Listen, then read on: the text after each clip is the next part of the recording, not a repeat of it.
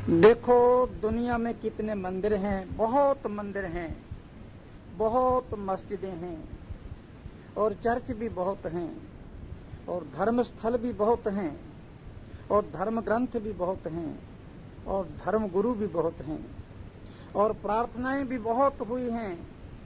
लेकिन जैसी हमारी वैदिक प्रार्थना है, लेकिन जैसी हमारी उपनिषदों की प्रार्थना है, ऐसी प्रार्थना वहां विश्व में कहीं भी नहीं मिलेगी आपको।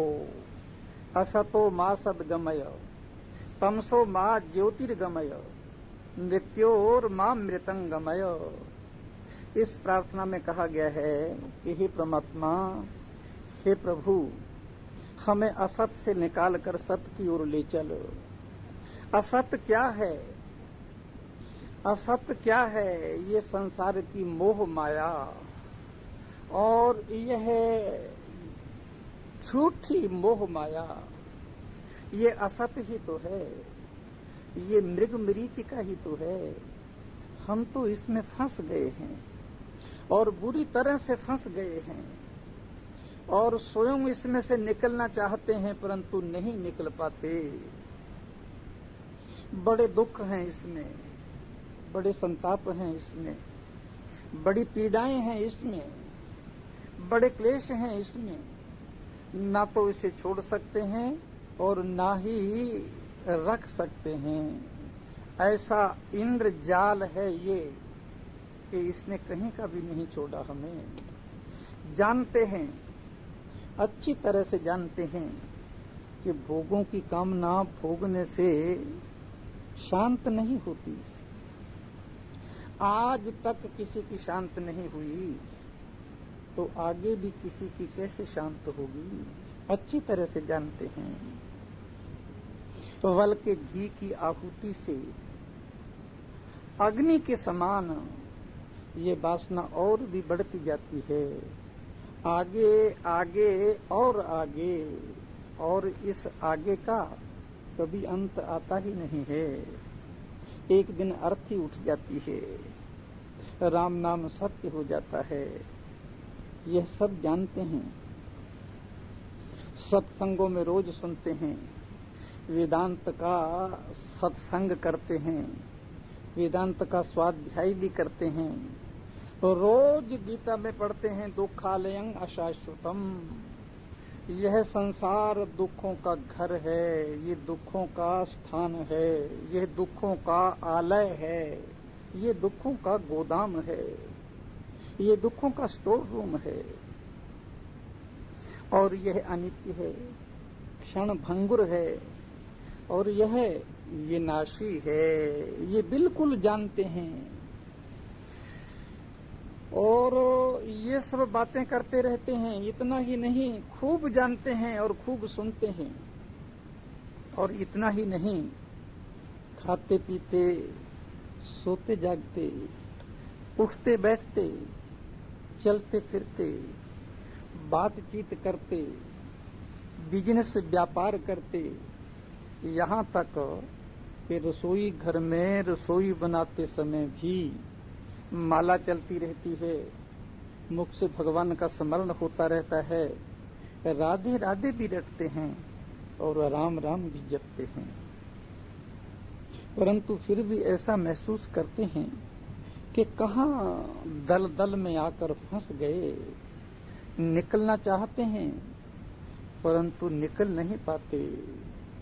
भगवान से प्रार्थना है कि प्रभु अब तू ही निकाल, अब तू ही हाथ पकड़, अब तू ही उठा। हम तो जितना करना था कर चुके, हमारे करने से तो कुछ होता ही नहीं है, उल्टे और फंसते जा रहे हैं। कितनी सुंदर है ये हमारी प्रार्थना और कितनी उत्कृष्ट है ये हमारी प्रार्थना और कितना ऊंचाई लिए हुए है ये हमारी प्रार्थना। देखो, इस प्रार्थना में धन की मांग नहीं है। ये नहीं कहा कि इतना धन दे दो, इतना बड़ा पद दे दो, मान सम्मान दे दो, लंबी उम्र दे दो, तंदुरुस्ती दे दो। यह सब कुछ भी नहीं मांगा है इस प्रार्थना में। क्यों? अरे इन सब में तो फंसा ही है। इनसे निकलने को तो कह ही रहा है, असतो मां सदगमय। देखो जनक ने अष्टावक्र से पूछा था, कथं ज्ञानम अवाप्नोति, कथम मुक्तिर्भविष्यति, वैराग्यं च कथम प्राप्तम, एतत् ब्रूहि मम प्रभो।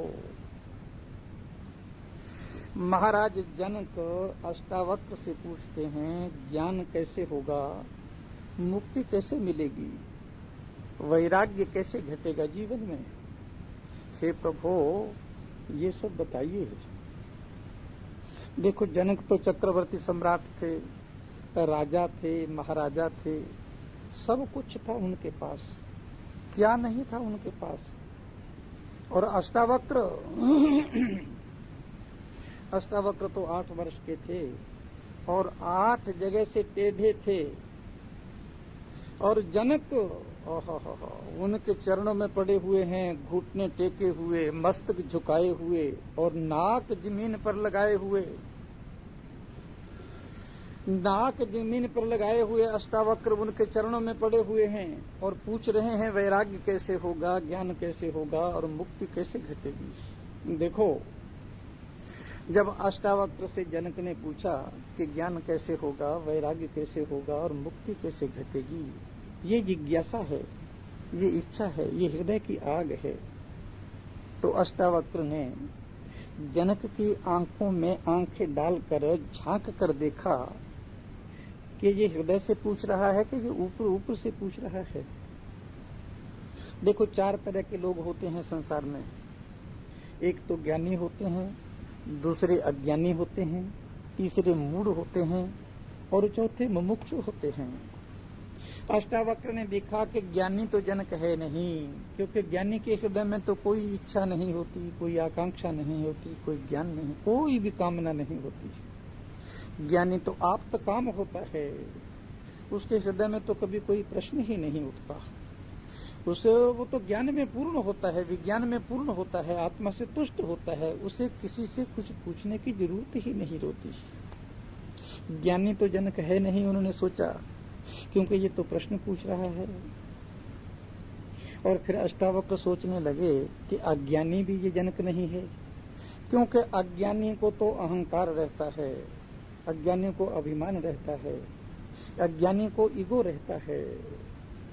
अज्ञानी को थोड़ी सी बुद्धि मिल जाए, थोड़ी सी विद्या मिल जाए, थोड़ी सी समझ मिल जाए, थोड़ा सा ज्ञान मिल जाए तो वो अकड़ जाता है, वो तो झुकता ही नहीं किसी के चरणों में।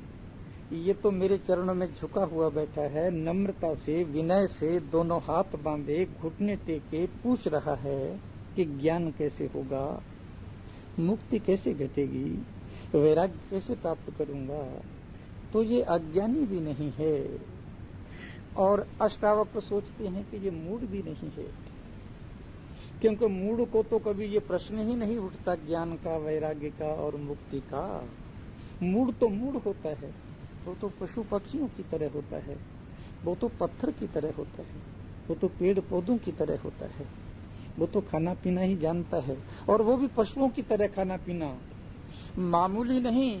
और यदि कदाचित वो पूछता भी है तो वो यही पूछेगा कि धन कैसे मिलेगा, संपत्ति कैसे मिलेगी, कामनाएं कैसी बढ़ेंगी, और मेरे को बहुत बड़े बड़े पद और प्रतिष्ठाएं कहाँ मिलेंगी। तो ये जनक पूछ नहीं रहा है। इसलिए अष्टावक्र ने सोचा कि ये मुमुक्षु है। मुमुक्षु का अर्थ है इसके हृदय में मोक्ष की, इसके हृदय में ज्ञान की, इसके हृदय में विज्ञान की, इसके हृदय में आत्मा की और परमात्मा की प्यास है, तड़पन है, जिज्ञासा है। ये संसार के दुखों से और संसार की माया से और संसार की मोह और ममता से ऊपर उठना चाहता है। तभी तो ये प्रार्थना कर रहा है।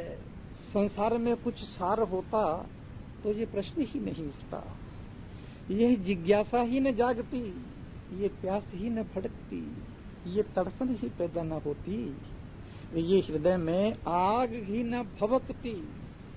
तभी तो यह प्रार्थना इतनी प्यारी है, तभी तो ये प्रार्थना इतनी उत्कृष्ट है, तभी तो ये प्रार्थना इतनी ऊंचाई रखती है, तभी तो ये प्रार्थना इतनी गहराई रखती है। असतो मां सद्गमय, मुझे असत से सत की ओर ले चलो, सत की ओर ले चलो, असत से निकालो। यह काम मेरे अकेले से नहीं होगा, मेरे अकेले के बस की बात नहीं है ये। जब आदमी दलदल में फंस जाता है तो उसे दूसरा ही निकाल सकता है, वो स्वयं नहीं निकल सकता। दलदल से निकलने वाला भी माहिर होना चाहिए। जो दलदल से निकालता है वो माहिर होना चाहिए, वो मास्टर होना चाहिए, पक्का जानकार होना चाहिए, पक्का गुरु होना चाहिए, पूरा गुरु होना चाहिए। कहा है ना, पूरे गुरु का सुन उपदेश, पार ब्रह्म निकट कर पेख। कितनी बढ़िया प्रार्थना है। प्रार्थना में कहा है कि निकालो दलदल से।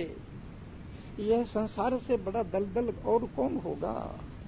जितना निकलने का यत्न करते हैं, जितना निकलने का यत्न करते हैं, उतना ही इस संसार में और भी ज्यादा धंसते चले जाते हैं। इसलिए जिससे हमारा कल्याण हो और जिसमें हमारा मंगल हो, हे प्रभु आप वही करो। देखो, अच्छी तरह से जान गया हूं कि ये संसार असत है, धोखा है, जाल है, इंद्रधनुष है। अच्छी तरह से जानता हूं कि ये ताश का घर है, ये रेत की दीवार है, ये आंधी का दीपक है, ये नदी किनारे का वृक्ष है, ये पानी का बुदबुदा है। फिर भी नहीं छूटता ये संसार, फिर भी नहीं छूटता, फिर भी इसका रस नहीं जाता, फिर भी इससे मन नहीं उबता मेरा। मैं तो थक गया हूँ, मैं तो हार गया हूँ, मैं तो टूट गया हूँ, मैं तो निराश हो गया हूँ। अब तुम ही निकालो तो निकल सकूंगा, नहीं तो बड़ा कठिन है निकलना।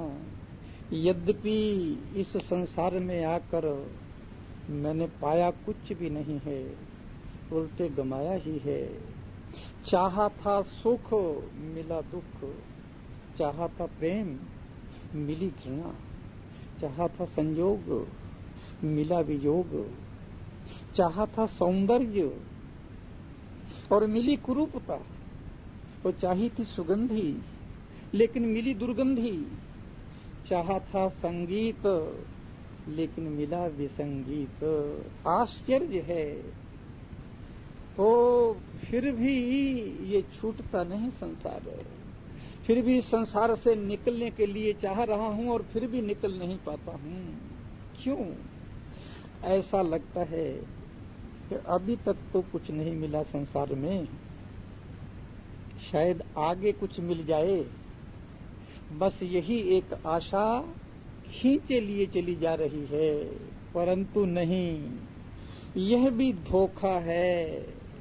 ये हमारा मन मधु की एक एक बूंद टपकाता चला जा रहा है, आखिर में धोखा ही हाथ लगेगा। इसलिए ये प्रार्थना है कि असतो मां सद्गमय।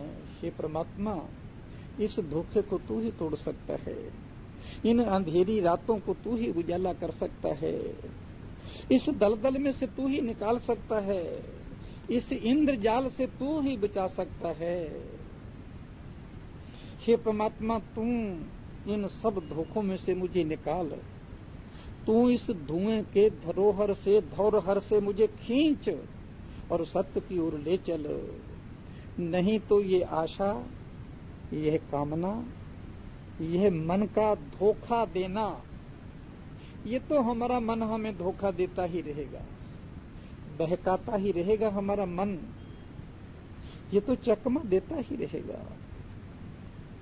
जैसे हम बच्चे को बहकाते रहते हैं, लालच देते रहते हैं कि यह खिलौना ले ले, ये आतिशबाजी ले ले, ये हाथी कितना सुंदर है ले ले, और ये घोड़ा कितना शानदार है ले ले, ये मोटर कितनी बढ़िया है बिना चाबी के आवाज से चलती है रे ले ले, चल आइसक्रीम खा ले, चॉकलेट खा ले, भेलपूरी खा ले, मिठाई खा ले, इस तरह के लालच देते रहते हैं हम छोटे बच्चे को।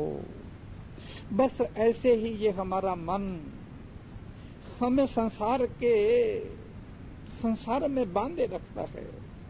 ये आशाएं और ये कामनाएं हमें संसार में फंसाए रखती हैं। कहती रहती हैं आज नहीं कल, और कल नहीं परसों, और परसों नहीं नरसों। अरे तू घबराता क्यों है, तू चिंता क्यों करता है, थोड़ा सा आगे तो बढ़, मंजिल तेरे कदमों के नीचे आने वाली है। बढ़ो बढ़ो। ये आशाएं, ये कामनाएं, ये मन हमें ऐसे ही आगे आगे ले जाता रहता है। देखो संतोष ढूंढ रहा था जहाँ संतोष, मैं जहाँ सत्य ढूंढ रहा था, शांति ढूंढ रहा था, संतोष ढूंढ रहा था, तृप्ति ढूंढ रहा था, आनंद ढूंढ रहा था, वहाँ वो है ही नहीं, तो मिलेगा कैसे? मैं ढूंढ रहा हूँ संसार के विषयों में, पति में, पत्नी में, परिवार में, मित्रों में, धन में, पद में, बंगलों में, और वो वहाँ है ही नहीं। वहाँ तो सिर्फ भ्रम है, सिर्फ आशा है। वहाँ तो कुछ भी स्थायी नहीं, स्थिर नहीं, टिकने वाला नहीं। फिर इस नश्वर से भीतर की भूख और प्यास बुझेगी कैसे? अंधेरे घर में जैसे बालक टटोलता फिरे, वही दशा है हमारी। द्वार खोलकर हम बाहर आना नहीं चाहते, फिर ज्योति कैसे मिले, प्रकाश कैसे मिले, सत्य कैसे मिले? अतः उस परमात्मा से प्रार्थना है, उस प्रभु से प्रार्थना है कि हमें असत से निकाल, इस संसार से अब तू ही निकाल, ले चल असत से सत्य की ओर, असतो मां असदगमय। देखो एक तरह से ये प्रार्थना आत्मनिरीक्षण है, मनुष्य को उन्नत करने वाली है, मनुष्य को अविद्या निद्रा से जगाने वाली है ये प्रार्थना, मनुष्य को गहरी नींद से तोड़ने वाली है। अत्यंत अद्भुत है ये प्रार्थना, अनूठी है ये प्रार्थना। रात्रि को जब सोने जाओ तब भी ये प्रार्थना करो, और प्रातः काल जब आंख खुले सबसे पहले तब भी ये प्रार्थना करो। चूको मत, हृदय से करो, पूरे मन से करो, पूरे प्राणों से करो, पूरी आत्मा से करो, हृदय को पूरे हृदय से करो। परंतु यह मनुष्य संसार में इतना रच पच गया है, इतना डूब गया है, इतना पागल हो गया है, इतना पागल, इतना उन्मत्त। देखो 24 घंटे तनाव से भी भरा रहता है, 24 घंटे बेचैन भी रहता है और व्याकुल भी रहता है, लेकिन फिर भी एक क्षण का भी अवकाश नहीं है इसे, एक क्षण भी नहीं निकाल सकता। ये फुर्सत नहीं है कि वो ये सोच सके कि मैं कहाँ से आया, क्यों आया, मेरा क्या कर्तव्य है, मैं कहाँ खो गया आकर, किस भूल भलैया में फंस गया, कैसे निकलूं, कैसे बाहर आऊं। यह सब सोचने का समय ही नहीं है। आहा, जब सोचने का समय ही नहीं है, फिर कभी ना कभी तुम सोचो तो सही।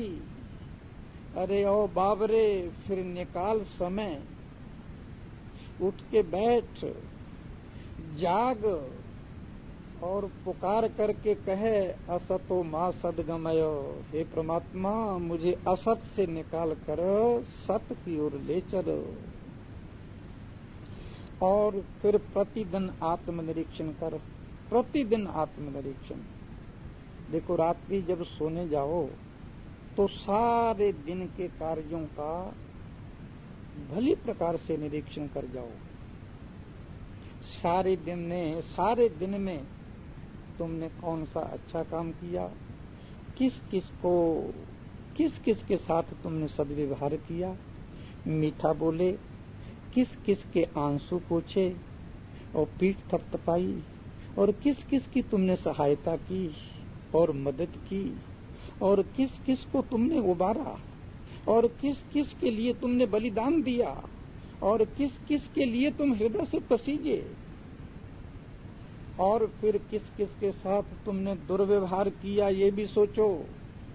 किस किस का तुमने दिल दिखाया, अपमान किया, कड़वा बोले और क्यों बोले, और किस किस पर तुमने क्रोध किया, और किस किस के साथ तुमने द्वेष किया, और किस किस के साथ तुमने छल किया, कपट किया, झूठा धोखा किया, बेईमानी किया। ये सब भी देख जाओ, इस सबको भी सोच लो। सब बातों पर गहराई से न्यायपूर्ण सत्य सत्य एक दृष्टि डाल जाओ।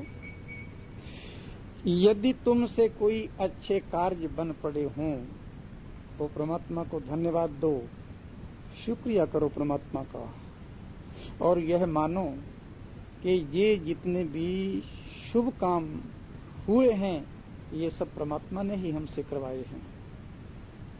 परमात्मा ने ही ये सारे काम मुझसे करवाए हैं, नहीं तो मेरी क्या शक्ति है कि मैं कर सकता था।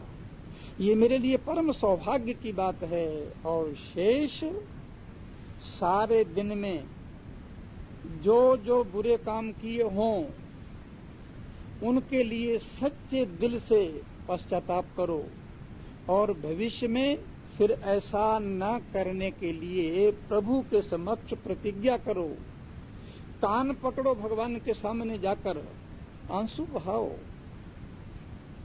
एक दिन उपवास करो, क्षमा याचना करो। ये पश्चाताप कहलाता है। पश्चाताप का अर्थ है अपने को तपाना, मांझना, रगड़ना, निखारना। और जो जो भूलें हो गई हैं अब और फिर उनको बार बार ना करना, उन भूलों को ना दोहराना। देखो पश्चाताप से हृदय का संशोधन हो जाता है। एक महात्मा थे, वो प्रतिदिन दिन में 5 बार भगवान की प्रार्थना करते थे। एक दिन बहुत थक गए थे और लेटते ही उनको नींद आ गई, घोर नींद आ गई। तो जब वो नींद में लोटे हुए थे तो किसी ने पुकारा कि उठो, तुम्हारा प्रार्थना का समय था और तुम सो गए हो, प्रार्थना करो। महात्मा ने पूछा, अरे मित्र, अरे दोस्त, कौन हो तुम? बड़े प्यारे हो, बहुत ही अच्छे हो, सज्जन लगते हो, सत्पुरुष लगते हो। मैं तो सो गया था बिना प्रार्थना के ही और तुमने जगा दिया मुझे। ठीक किया तुमने, बहुत ठीक किया। लेकिन बताओ तुम्हारा नाम क्या है? उसने कहा, मेरा नाम है शैतान। महात्मा ने आश्चर्य से पूछा, शैतान? अरे शैतान तो प्रार्थना करने से रोकता है। शैतान तो जो भगवान का भजन करते हैं, प्रार्थना करते हैं, धर्म करते हैं, उनमें बाधा पहुंचाया करता है। और तुम तो प्रार्थना करने के लिए मुझे प्रेरणा दे रहे हो। शैतान ने कहा, इसमें भी मेरी भलाई है, इसमें भी मेरा भला है। एक बार पहले भी तुम इसी तरह प्रार्थना करना भूल गए थे। प्रार्थना के बाद तुमने इतना पश्चाताप किया, इतना तपाया अपने आप को, इतने आंसू बहाए तुमने, इतने घुटने टेके तुमने और इतने उपवास किए तुमने। तुम परमात्मा के बहुत ज्यादा प्यारे हो गए। और अब मैंने सोचा कि अब फिर प्रार्थना करना भूल गया है, और फिर जब इसे सुबह याद आएगा तो फिर उसी तरह ये रोएगा, परमात्मा के सामने प्रार्थना करने का, उपवास करेगा। ये भगवान को और भी ज्यादा प्यारा हो जाएगा। इसलिए मेरे लिए तो यही अच्छा है कि मैं तुम्हें उठा दूं, तुम प्रतिदिन की तरह अपना प्रार्थना कर लो। देखो, पश्चाताप मनुष्य के जीवन को सुधारता है। पश्चाताप से मनुष्य के जीवन में एक सौंदर्य आता है, एक सरलता आती है, एक सच्चाई आती है। इसलिए तुम पश्चाताप करो। यदि कोई भूल हो जाए, यदि कोई गलती हो जाए, और यदि कोई दोष हो जाए, यदि कोई अपराध हो जाए, तो उसके लिए पश्चाताप करो और क्षमा याचना करो। देखो, जीसस क्राइस्ट ने तो यहाँ तक कहा था कि यदि तुम किसी मंदिर में या किसी धर्म स्थल में या किसी पूजा स्थल में प्रार्थना के लिए चले गए हो और तुमने घुटने टेक दिए हैं, मस्तक झुका दिया है और प्रार्थना के लिए बैठ गए हो और उसी समय तुम्हें यह स्मरण आ गया है कि आज हमसे किसी का अपराध हो गया, किसी का दोष हो गया और आज हमसे किसी का दिल दुख गया और आज हमने किसी का अपमान या तिरस्कार कर दिया। यदि तुमको ये स्मरण आ गया तो प्रार्थना नहीं करना, उसी समय उठ जाना। पहले जाकर उससे क्षमा मांगो, उससे क्षमा मांगो, माफी मांगो उससे और फिर परमात्मा की प्रार्थना करो। तभी परमात्मा तुम्हारी प्रार्थना को स्वीकार करेगा, तभी ईश्वर तुम्हारी प्रार्थना को मानेगा। इस तरह आत्मनिरीक्षण करो। ये प्रार्थना आत्मनिरीक्षण की बात कह रही है। इस तरह आत्मनिरीक्षण करो, विचारो, समझो, चेतो कि हमारा क्या कर्तव्य है। आप उस कर्तव्य का पालन कर रहे हैं या नहीं। सोचो कि बुराइयां बढ़ रही हैं या अच्छाइयां। सोचो मित्रों की संख्या बढ़ रही है या दुश्मनों की।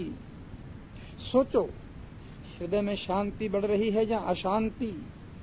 विचारो बेचैनी बढ़ती जा रही है या अमन। वासनाएं कम हो रही हैं या ज्यादा बढ़ रही हैं। इस तरह आत्मनिरीक्षण करो। देखो विकार बढ़ रहे हैं, वासनाएं बढ़ रही हैं, क्रोध बढ़ रहा है, लोभ बढ़ रहा है और चिड़चिड़ापन बढ़ रहा है, तनाव बढ़ रहा है, चिंता बढ़ रही है। तो इसका इलाज करो, इसका उपाय करो।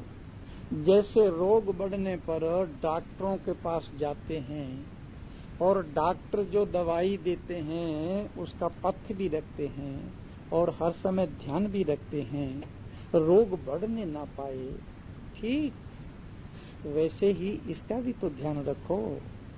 रोग तो हमारे शरीर को ही पकड़ते हैं, रोग तो हमारे शरीर को ही कष्ट देते हैं, परंतु ये बुराइयां और ये अपराध तो हमारे अंतर जगत को नष्ट करते हैं, हमारे भीतर को जलाते हैं। ये तो हमारी आत्मा को बर्बाद करके रख देते हैं। इसलिए आत्मनिरीक्षण करो। ये प्रार्थना आत्मनिरीक्षण की है महाराज। आत्मनिरीक्षण से मनुष्य का हृदय निर्मल हो जाता है, पवित्र हो जाता है, स्वच्छ हो जाता है। और फिर कहा कि तमसो मा ज्योतिर्गमय। ये दूसरी बात कही है महाराज। हे परमात्मा हमें अंधकार से निकालकर प्रकाश की ओर ले चलो।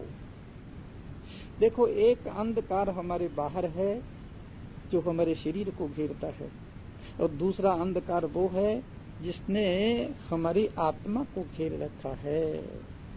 देखो जो बाहर का अंधकार भी भय पैदा करता है। आपने देखा नहीं, यदि अचानक ही रात्रि के समय बिजली चली जाए और हम कहीं जंगल में हों या सड़क पर हों या कहीं बाहर किसी पंडाल में हों, क्लब में हों, फिल्म में हों, तो भय पैदा हो जाता है। बिजली चली जाए, अंधेरा हो जाए तो हमें डर लगता है कि चोरी ना हो जाए, लूट पलाट, लूट साट ना हो जाए, छीना झपटी ना हो जाए, कहीं किसी से टकरा ना जाए, कहीं कोई चोट न लग जाए, कहीं कोई इज्जत न लुट जाए। कितनी बातों का डर हो जाता है। परंतु बाहर का अंधकार, बाहर का अंधेरा दूर होते देर नहीं लगती। जरा सी दिया सलाई की कांटी जला दो, मोमबत्ती जला दो, टार्च जला दो, प्रकाश हो जाएगा। परंतु दोस्तों एक अंधेरा हमारे भीतर रहता है जिसने हमारी आत्मा को घेर रखा है। अज्ञान का अंधकार, अविद्या का अंधकार, मोह का अंधकार, अहंकार का अंधकार, यह जो भीतर का अंदर का अंधकार है यह जल्दी जल्दी नहीं जाता। बस उसी भीतर के अंधकार को दूर करने के लिए ये प्रार्थना है कि हे प्रभु तमसो मा ज्योतिर्गमय, हमें अंधकार से निकालकर प्रकाश की ओर ले चलो परमात्मा। यह ज्ञान के लिए प्रार्थना है, बोध के लिए प्रार्थना है, आत्मा परमात्मा के साक्षात्कार के लिए प्रार्थना है। मैं कौन हूँ, मैं क्यों हूँ, मैं कहाँ से आया हूँ, यह सब जानने के लिए प्रार्थना है। इस ज्ञान के लिए, हम ज्ञान के लिए परमात्मा की मदद चाहिए, ईश्वर की कृपा चाहिए, गुरु की कृपा चाहिए। बिना परमात्मा की कृपा के और बिना गुरु की कृपा के ये ज्ञान नहीं होता, ये भीतर का अंधकार नहीं मिटता। इसलिए कहा है तमसो मां ज्योतिर्गमय, हे परमात्मा हमें अंधकार से निकालकर प्रकाश की ओर ले चलो, हमें मृत्यु के मुंह से निकालकर अमरत्व की ओर ले चलो।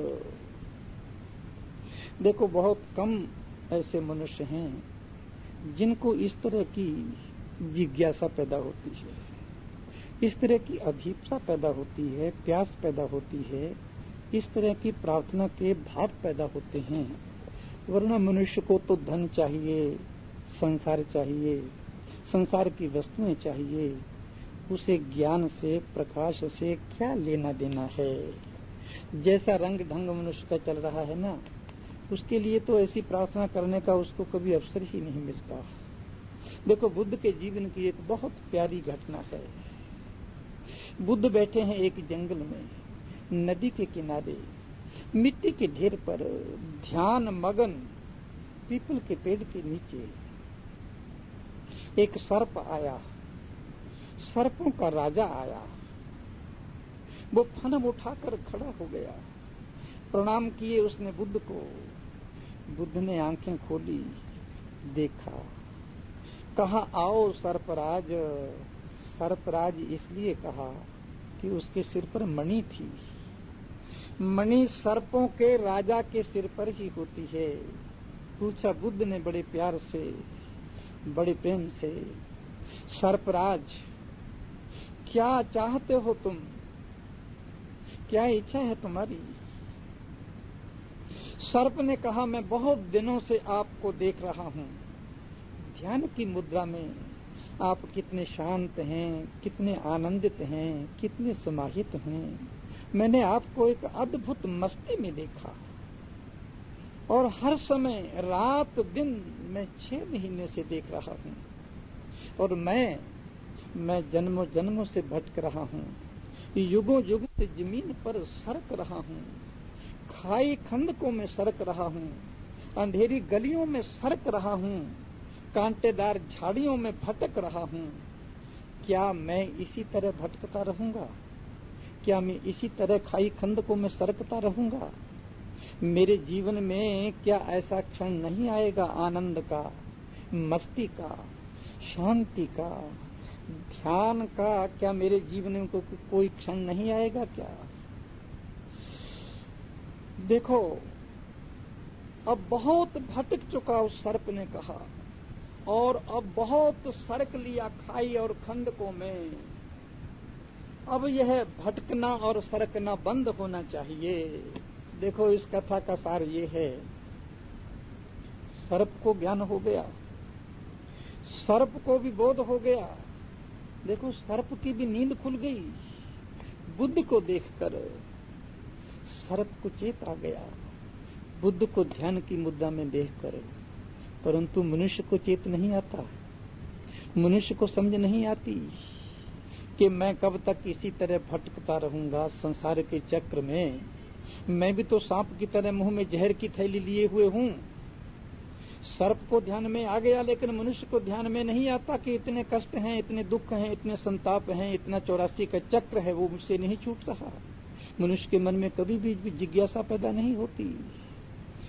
देखो सर्प तो जहरीला होता है, सबसे ज्यादा काम रहता है सर्प में, बहुत कामी होता है सर्प, क्रोधी भी बहुत होता है और लोभी भी बहुत होता है, और मोह भी सर्प में सबसे ज्यादा होता है, और अहंकार भी सर्प में सबसे ज्यादा होता है। ये तमोगुणी प्राणी है। इस तमोगुणी प्राणी के हृदय में भी ये जिज्ञासा पैदा हो गई, ये चाह पैदा हो गई, ये इच्छा पैदा हो गई कि किसी तरह मेरा कल्याण हो और किसी तरह मेरी मुक्ति हो और किसी तरह मैं इस संसार से छूटूं। लेकिन आश्चर्य की बात है, मनुष्य के मन में ये प्यास पैदा नहीं होती, उसके मन में ये जिज्ञासा नहीं जगती, और वो ये नहीं सोचता कि मुझे क्या करना है और क्या नहीं करना। तमसो मां ज्योतिर्गमय। हे परमात्मा, हमें अंधकार से निकाल कर प्रकाश में ले चलो। कब तक अंधकार में भटकता रहूंगा, कब तक अंधेरे में टकराता रहूंगा, कब तक इस संसार चक्र में घूमता रहूंगा, कब तक नाचता रहूंगा विषयों के आगे, विकारों के आगे, काम क्रोध के आगे, लोभ मोह के आगे, राग द्वेष के आगे। इनका कहीं अंत भी है क्या? इनका कहीं पार भी है क्या? ऐसे भक्त सूरदास ने भी पुकारा था, अब मैं नाचो बहुत गोपाल। सूरदास ने कहा, हे प्रभु, हे मेरे श्याम सुंदर, हे नंद नंदन, हे पीताम्बरधारी, हे मुरली मनोहर। अब बहुत नाच लिया। यदि आप मेरे नाच पर प्रसन्न हैं तो फिर प्रसन्नता का इनाम दीजिए। बहुत नाच लिया, कभी पशु बना, कभी पक्षी बना, कभी पेड़ बना, कभी पौधा बना, कभी पत्थर बना, कभी कीट पतंग बना। 84 लाख योनियों में भ्रमा और 84 लाख तरह के नृत्य दिखाए मैंने तुमको। यदि आप मेरे इस नृत्य से प्रसन्न हैं, खुश हैं, तो इनाम दीजिए, और लेकिन इनाम वही दीजिए जो मैं चाहता हूँ। सूरदास कहता है, इनाम बस यही है, अगर मेरे नृत्य से, मेरे नाच से आप प्रसन्न हैं तो अब बंद करवा दो ये नाच। ये 84 का चक्र बंद हो जाना चाहिए। अब मैं मुक्ति चाहता हूँ और मोक्ष चाहता हूँ। और यदि आप मेरे इस नाच से और मेरे इस नृत्य से प्रसन्न नहीं हैं, नाराज हैं, तो भी फिर ऐसे नृत्य और ऐसे नाच से क्या फायदा? तो भी इसे बंद कर दीजिए। दोनों हाथ लड्डू, यूं भी मोक्ष और यूं भी मोक्ष। अब मैं नाचो बहुत गोपाल। देखो, ये हमारी प्रार्थना कह रही है, तमसो मां ज्योतिर्गमय। अंधकार से निकाल कर हमें प्रकाश में ले चलिए। और तीसरी कह रहे हैं, मृत्योर मां मृतंगमय। मृत्यु के मुख से निकाल कर हमें अमरत्व की ओर ले चलो। इस संसार में, संसार के विषयों में, विकारों में पल पल पर मृत्यु ही तो हो रही है। यह जिस तरह का जीवन हम जी रहे हैं, ये कोई जीवन है क्या? नहीं, ये जीवन नहीं है। सचमुच में यदि ये जीवन होता तो थोड़ा बहुत सुख, थोड़ी बहुत शांति, थोड़ा बहुत आनंद, थोड़ी बहुत मस्ती और थोड़ा बहुत नाच और नृत्य तो होता हमारे जीवन में। लेकिन जीवन तो हमारा बुझा बुझा है, जीवन तो हमारा खोया खोया है, जीवन तो हमारा लुटा लुटा है, और जीवन तो हमारा बर्बाद हुआ जा रहा है। इसलिए हमारे जीवन में कोई भी अमरत्व की निशानी नहीं है। भीतर तो ऊपर से मुस्कुराते हैं, भीतर हमारे मुस्कुराहट नहीं, भीतर हमारे रुदन है, भीतर हमारे पीड़ा है, भीतर तो हमारे जख्म हैं, भीतर तो हमारे घाव हैं। इसलिए कहा है कि हे परमात्मा, मृत्योर मां मृतंगमय। हमें मृत्यु के मुंह से निकाल कर अमरत्व की ओर ले चलो। देखो महाराज, सदा से ही उपनिषदों की और वैदिक प्रार्थना में इस तरह की प्रार्थना भगवान से की गई है, परमात्मा से की गई है। देखो, याज्ञवल्क्य की 2 पत्नियां थी। याज्ञवल्क्य चक्रवर्ती सम्राट महाराज जनक के गुरु थे। 2 पत्नियां थी इनके यहाँ। एक का नाम था कात्यायनी और दूसरे का नाम था मैत्रेयी। याज्ञवल्क्य ने अपनी पत्नियों से कहा कि अब मैं इस संसार से ऊब गया हूँ। अब इस संसार में मुझे कोई सार दिखाई नहीं देता, न धन में, न संपत्ति में, न ऐश्वर्य में, न भोगों में।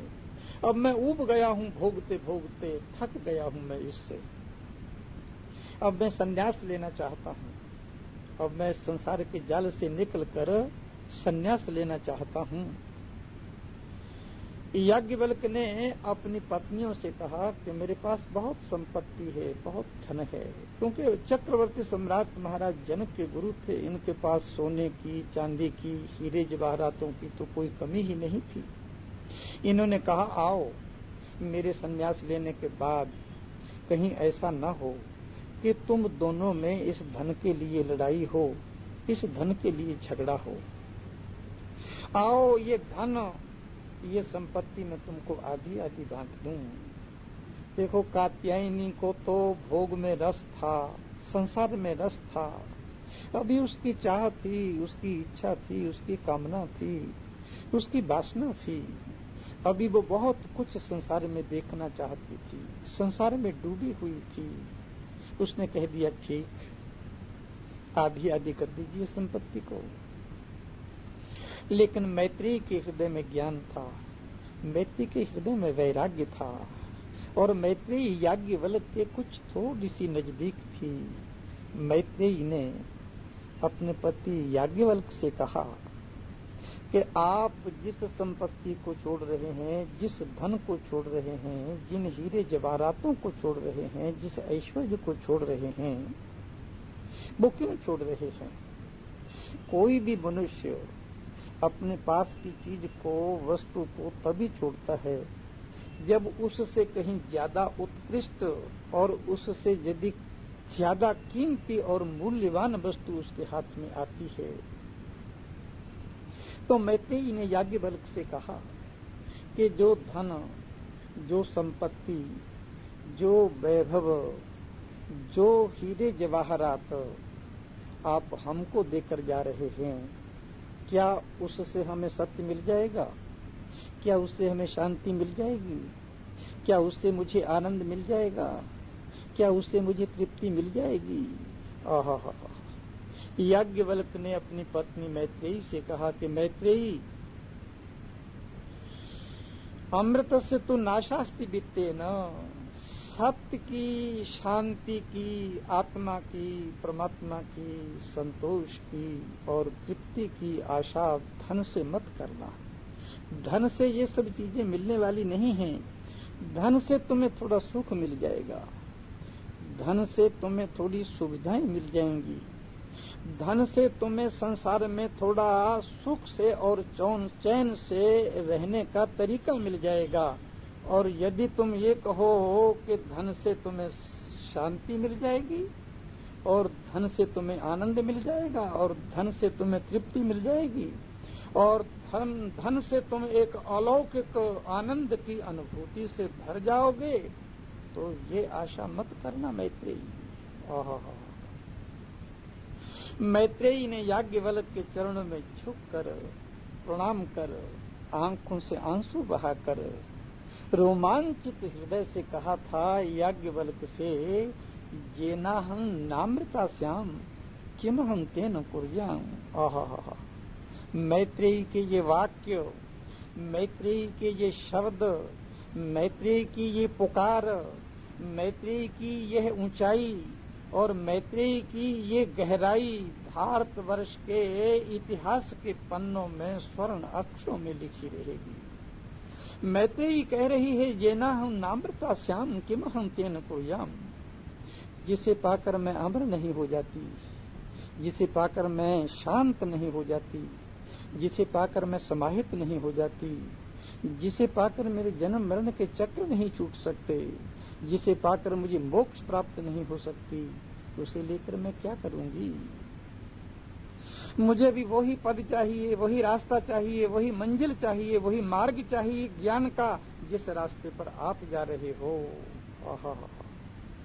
योगी याज्ञवल्क्य ने मैत्रेयी से कहा, मैत्रेयी, पहले भी मेरा तुम्हारे से प्यार था, तुम्हारे से प्रेम था। मैत्रेयी, पहले भी तुम बहुत बड़ी सरल थी, सज्जन थी। पहले भी तुम्हारी आत्मा और परमात्मा की ओर दृष्टि थी। पहले भी तुम्हें भगवान के प्रति रुचि और प्रीति थी। और अब तुम्हारे इन शब्दों से, तुम्हारी इस पुकार से, तुम्हारी इस मांग से, तुम्हारी इस जिज्ञासा से और तुम्हारी इस अभीप्सा से मैं बहुत प्रसन्न हूँ मैत्रेयी, इतना प्रसन्न हूँ जिसकी कोई सीमा नहीं है। उसके बाद याज्ञवल्क्य ने मैत्रेयी को ज्ञान दिया है, इतना उत्कृष्ट और इतना सुंदर ज्ञान दिया है। वो ज्ञान है महाराज, मैत्री को याज्ञवल्क्य ने कहा है, और मैत्री आत्मा को जानो, परमात्मा को जानो, सत्य को जानो, मनन करो आत्मा का, मनन करो परमात्मा का, जानो गहराई में अपने आप में क्या है। इस संसार, ये संसार कैसा अनित्य है। हमारी प्रार्थना को फिर दोहरा लो महाराज। ये प्रार्थना सर्वोत्कृष्ट है प्रार्थना। प्रातः काल उठकर जब पहली बार आंख खुले तो ये प्रार्थना करो, असतो मां सद्गमय, तमसो मां ज्योतिर्गमय, और मृत्योर मां मृतंगमय।